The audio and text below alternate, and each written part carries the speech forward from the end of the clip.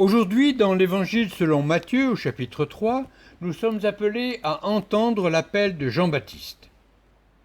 Changez de vie, car le royaume des cieux est tout proche. Préparez le chemin du Seigneur. Faites-lui des sentiers bien droits. Les habitants de Jérusalem, de toute la Judée, de toute la région voisine du Jourdain, venaient à sa rencontre. Ils reconnaissaient publiquement leurs péchés et Jean les baptisait dans le Jourdain. En écoutant le message de Jean-Baptiste, je me suis dit que l'actuel gouvernement pourrait bien le nommer ministre de l'écologie, ou du moins s'en inspirer. Car en effet, nous sommes arrivés à un tel dérèglement climatique que les programmes politiques actuels ne sont plus suffisants.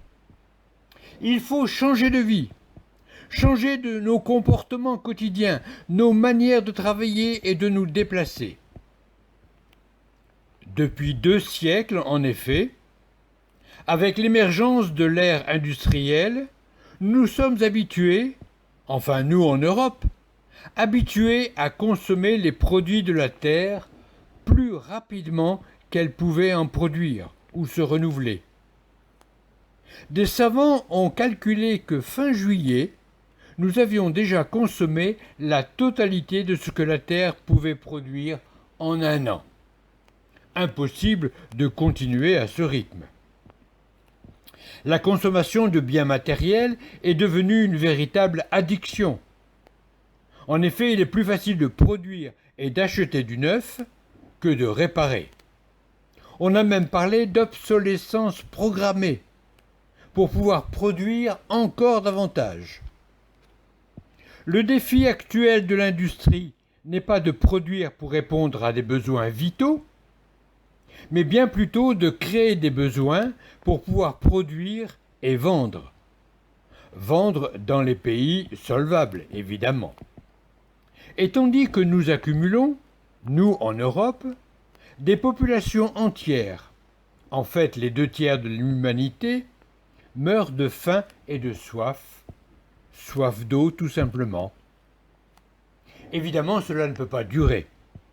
Ou du moins, cela ne durera que jusqu'à l'extinction de l'humanité si nous ne changeons rien. Rappelons-nous les sécheresses sur toute la planète et les gigantesques incendies de cet été. Et les déluges, notamment au Pakistan. Des milliers de morts, des destructions irréparables. Changez de comportement, nous dit Jean-Baptiste. Évidemment, l'exhortation de Jean-Baptiste va bien au-delà d'un changement de consommation. Il parle d'un retour à l'autorité du Seigneur.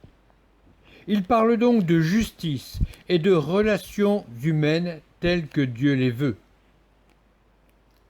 Jean-Baptiste lance son appel, sa proclamation, au désert, nous dit l'Évangile. Au désert. Cette mention rappelait pour les Juifs l'expérience de la sortie d'Égypte. C'est au désert, en effet, au Sinaï, qu'ils reçurent la révélation de la sainteté et de la volonté de Dieu, le code d'une vie nouvelle, ce code de vie nouvelle que nous appelons les 10 commandements, sont bien la matrice d'une vie paisible et juste en société, une sorte de base des droits de l'homme. Et il n'y a pas de respect des droits de l'homme sans respect du Créateur. C'est pour cela que Jean-Baptiste appelle à une conversion, à un changement de vie. Le mot hébreu correspondant à cet engagement, mot qu'a sans doute utilisé Jean-Baptiste, c'est chouv en hébreu.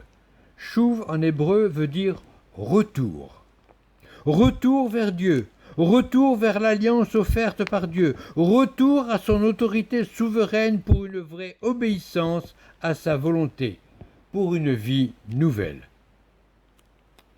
Or, ce retour à la volonté de Dieu n'est pas simplement une conversion personnelle pour mieux vivre, mais un engagement à l'obéissance pour que la justice et la paix puissent se faire entre toutes les créatures, une obéissance qui doit nous conduire à une solidarité avec tous les hommes, à une justice pour tous les peuples.